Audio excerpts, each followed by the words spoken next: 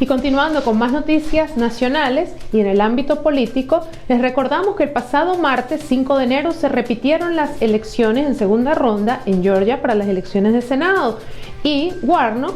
el señor Raphael Warnock, hará historia cuando probablemente se convierta, según las proyecciones, en el primer senador moreno de Georgia y el primer demócrata afroamericano en representar a un estado del sur en el Senado. De ser así, Warnock será el 11º hombre moreno en servir en el Senado de Estados Unidos, un grupo que incluye al expresidente Barack Obama, quien se desempeñó como senador por Illinois, y la vicepresidenta hoy electa Kamala Harris, quien es senadora de California. Se ha proyectado que Warnock venció a la senadora republicana en ejercicio, Kelly Loeffler. Votantes morenos en el área metropolitana de Atlanta, la cuna del movimiento de los derechos civiles y de los suburbios, ayudaron a Warnock a ganar el escaño. La victoria proyectada de Warnock es un avance significativo para las personas morenas en la política del sur, ya que su elección es la culminación de años de campañas de registro de votantes realizadas por el ex líder demócrata de la Cámara de Representantes estatal Stacey Abrams y de otros activistas morenos, quienes también ayudaron a darle la vuelta a Georgia en las pasadas elecciones presidenciales. Warnock también será el primer demócrata de Georgia elegido para el Senado en 20 años. Durante su campaña, Warnock, estando en Macon, Georgia, emitió la siguiente frase: "Lo que me encanta de Estados Unidos es que siempre tenemos un camino para hacerlo mejor. Amo este país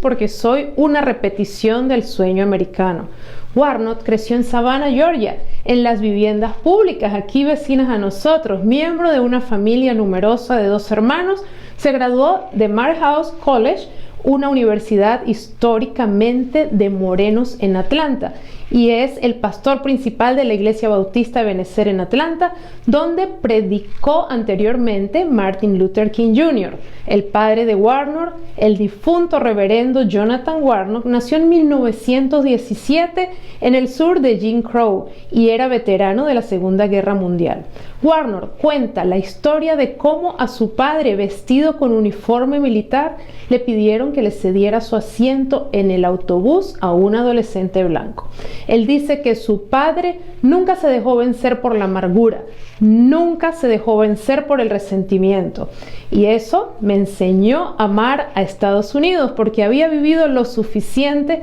como para ver el arco de cambio y sabía que si trabajábamos lo suficientemente duro como para que juntos construyamos una coalición multirracial de conciencia, podemos traer un cambio que permita al país vivir de acuerdo con sus ideales. La madre de Warnock, la reverenda Berlin Warnock, creció en White Cross y trabajó recogiendo algodón y tabaco en la década de 1950. En un discurso el martes por la noche, Warnock agradeció a sus seguidores, rindió homenaje a su madre y destacó su historia familiar para mostrar lo emblemática de su candidatura. Y también acá, pues hemos visto toda esta semana, pues la repetición de las elecciones que se dieron en Georgia, pero lo interesante ha sido desde el año pasado analizar cómo se ha comportado el voto de la comunidad hispana, la comunidad latina en los Estados Unidos, que cada vez toma un papel más preponderante. Pues precisamente esta vez allí, digamos que Georgia volvió a ver cómo los latinos se movieron y salieron a participar. Este estado no cuenta con un número muy elevado de hispanos. Sin embargo, se observó que en las urnas una participación en promedio el 65% de hispanos salieron a votar. Más o menos son 174,000 personas las que están registradas para votar como hispanos y precisamente lo hicieron el pasado 3 de noviembre y lo repitieron este pasado 5 de febrero. Así que vimos esa participación, muchos de ellos ya venían votando previamente como lo permite el sistema. Personas muy relevantes como Kate del Castillo y Eva Longoria recorrieron ciudades para incentivar el voto hispano, que ha repercutido de manera relevante en las elecciones de todos los Estados Unidos y lo que está sucediendo, sobre todo en este momento donde el estado de Georgia, pues tiene un cambio completamente donde muy seguramente los demócratas llegan con fuerza al Senado y adicionalmente la Isla Magazine, Latinx Today, estuvimos en las calles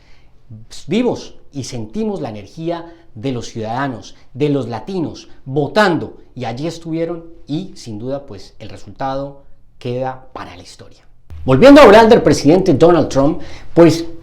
antes de irse de la Casa Blanca, prohíbe las transacciones con 8 aplicaciones de pago chinas. Algunas aplicaciones electrónicas de esas que usamos muy comúnmente, pues el veto entrará en vigor dentro de 45 días cuando ya el presidente Trump haya abandonado el poder y afectará cualquier transacción a través de estas aplicaciones con personas o propiedades sujetas a la jurisdicción de los Estados Unidos. El presidente saliente pues firmó el decreto que prohíbe las transacciones con aplicaciones como Alipay, WeChat, Pay o Wallet y esta prohibición también va a afectar a otras aplicaciones que conocemos muy comúnmente y que utilizamos como Cam Scanner o ShareIt o TenseQQ o VMate y WPS Office, que tiene como objetivo limitar la amenaza de aplicaciones informáticas chinas con capacidad a acceder a través de teléfonos inteligentes o tabletas u ordenadores a datos sensibles de cientos de estadounidenses. Esta recopilación de datos amenaza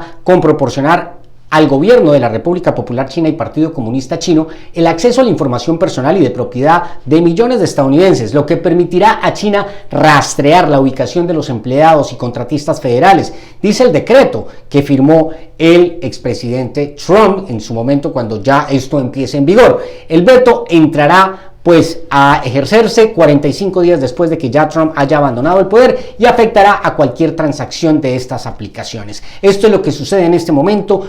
pues con estas aplicaciones chinas que son muy comunes, que son utilizadas y que sin duda albergan una gran cantidad de información muy seguramente importante de millones de ciudadanos estadounidenses que pueden ser, como lo ha dicho el decreto, pues tener acceso a información privilegiada de los estadounidenses. Y pasando con más noticias nacionales, pero esta vez en el área médica, les comentamos que la vacuna del COVID-19 en todos los Estados Unidos se ha distribuido un poco más de 17 millones de dosis de esta misma vacuna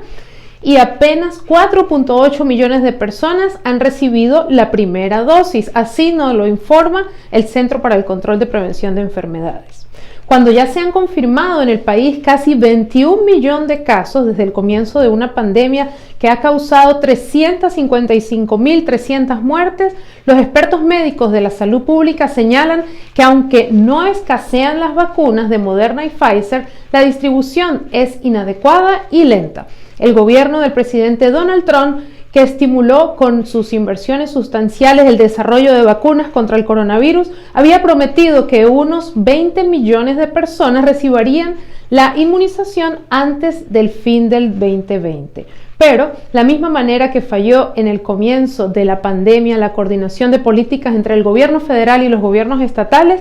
la ausencia de una dirección nacional y la comunicación inadecuada están afectando ahora la distribución de las vacunas en la logística y la priorización de grupos poblacionales. El Comité Asesor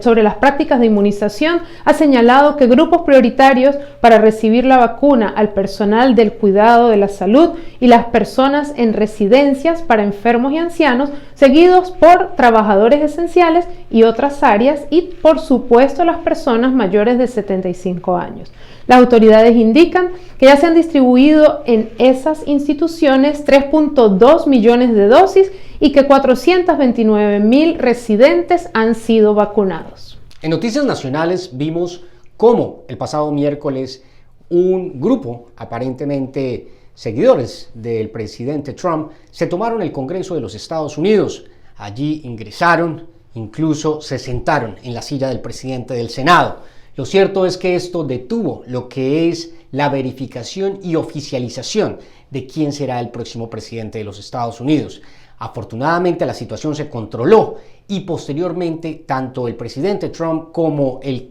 candidato electo o presidente electo Joe Biden se pronunciaron manifestando que esto no representa a los Estados Unidos. Fue una situación bastante tensionante y es nada más el abrebocas seguramente de lo que será el 2021 en materia política en los Estados Unidos.